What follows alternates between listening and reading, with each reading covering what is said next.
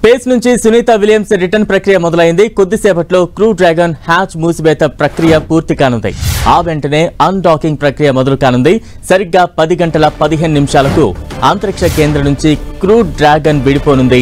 భారత కాలమానం ప్రకారం రేపు తెల్లవారుజామున 2:15 వ్యోమ నౌక తిరుగు పయనం కానుంది. 26 నిమిషాల తర్వాత భూ వాతావరణంలోకి క్రూ డ్రాగన్ రానుంది.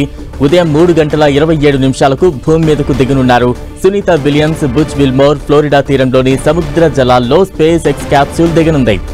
సునీత విలియమ్స్ సహా ఇతర ఆస్ట్రోనాట్స్ ను భూమి మీదకు క్షేమంగా తీసుకొచ్చేందుకు చాలా జాగ్రత్తలు తీసుకుంది నాసా. ఈ రిటర్న్ జర్నీలో crew dragon space craft space station ఫోటోలు తీసిన 41 నిమిషాల తర్వాత భూమిపైకి బయలుదేరుతుంది. 41 నిమిషాల వ్యవధిలో సోలార్ ప్యానెల్ ద్వారా క్రూ డ్రాగన్ బ్యాటరీలు ఛార్జ్ అవుతాయి. భూమి మీదకు ల్యాండ్ అయ్యే ముందు థ్రస్టర్ ఆన్ అవగానే క్యాప్సూల్ వేగం తగ్గి నెమ్మదిగా భూమిపైకి వస్తుంది. ల్యాండింగ్ కు 3 నిమిషాల ముందు 3 పారాచూట్లు తెరుచుకుంటాయి. ఆ తర్వాత క్యాప్సూల్ అట్లాంటిక్ మహాసముద్రంలో ల్యాండ్ అవుతుంది. ఆ తర్వాత అందులో నుంచి వ్యోమగాములు బయటకు రానున్నారు.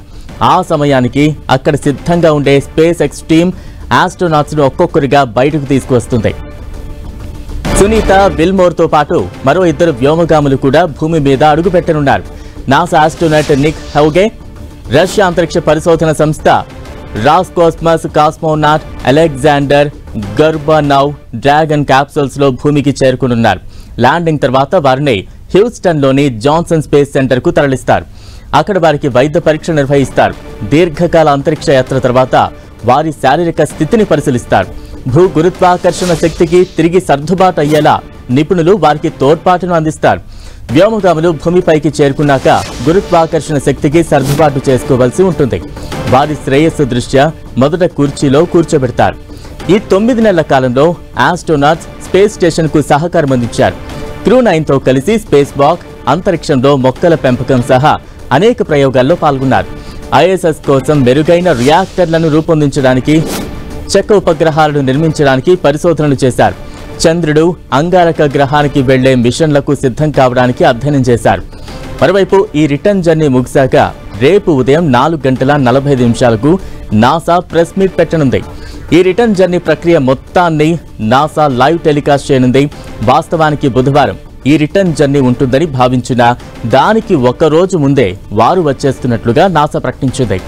వారాంతంలో వాతావరణ పరిస్థితులు కొంత ప్రతికూలంగా ఉండే అవకాశం ఉన్నందున షెడ్యూల్ను సవరించింది.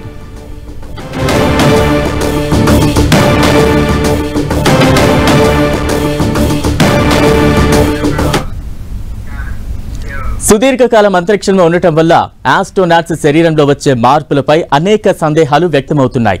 అంతరిక్షంలోని ఐఎస్ఎస్ లో వ్యోమగాములు తేలియాడుతుండడం చూడటానికి మనకు సరదాగా అనిపించినా సుదీర్ఘకాలం అంతరిక్షంలో ఉండటం వల్ల వారి ఆరోగ్యంపై తీవ్ర ప్రభావం పడుతుంది. అంతరిక్షంలో భూమి మీద వాతావరణ పరిస్థితులు వేరుగా ఉంటాయి. దీంతో ఆస్ట్రోనాట్స్ కొన్ని రోజుల వరకు పలు అనారోగ్య సమస్యలు ఎదుర్కొనున్నారు. స్పేస్ స్టేషన్లో గురుత్వాకర్షణ శక్తి ఉండదు కాబట్టి ఇన్ని రోజులు వారు గాలిలోనే తేలియాడారు. సడన్ గా భూమి మీదకు వచ్చి నడవడం వంటివి చేయాలంటే వారికి చాలా కష్టంగా ఉంటుంది. ముఖ్యంగా వారు కొన్ని అనారోగ్య సవాళ్లను ఎదుర్కొంటారు. కొన్ని రోజులు, నెలల పాటు ట్రీట్మెంట్, వ్యాయామం అవసరం. వారు సాధారణ పరిస్థితికి వచ్చేంత వరకు డాక్టర్ల పర్యవేక్షణలో ఉంచుతారు. సుదీర్ఘకాలం అంతరిక్షంలో ఉండే వ్యోమగాములపై జీరో గ్రావిటీ తీవ్ర ప్రభావం చూపుతుంది. భూమిపైకి తిరిగొచ్చాక తల తిరగడం, వికారం, నడవలేకపోవడం, చూపు మందగించడం, అరికాళ్లతో పాటు ఇతర మందపాటి చర్మం సన్నగా చిన్నపిల్లల చర్మం వలె మారిపోవడం లాంటి అనేక ఇబ్బందులు వారిని చుట్టుముడతాయి. ఇబ్బందుల నుంచి బయటపడేందుకు వ్యోమగాములకు ఒక్కోసారి కొన్ని వారాల సమయం కూడా పట్టొచ్చు.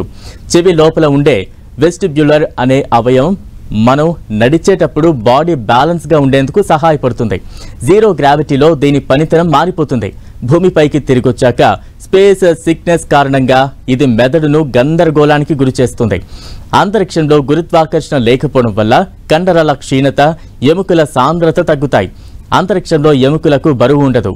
అవి భూమిపై అనుభవించే అదే ఒత్తిళ్లకు లోబడవు కాబట్టి వాటి సాంద్రత తగ్గుతుంది. దీనివల్ల ఎముకలు పెళుసుగా మారి విరిగిపోయేలా తయారవుతాయి.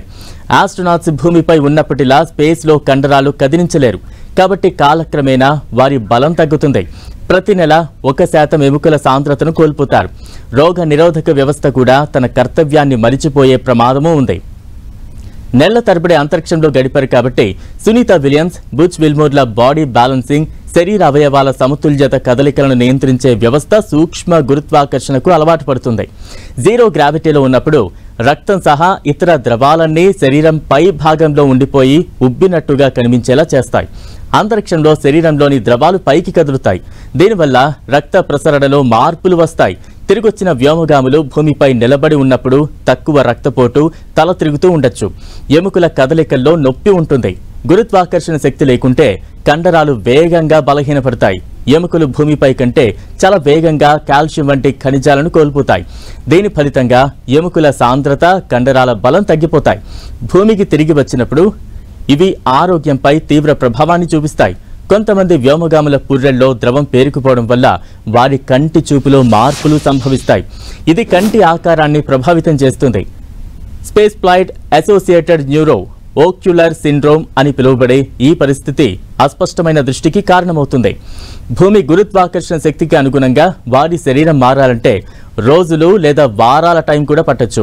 దీని నుంచి బయటపడి నడవాలంటే ట్రెడ్మిల్ సహాయంతో వ్యాయామాలు చేయాల్సి ఉంటుంది.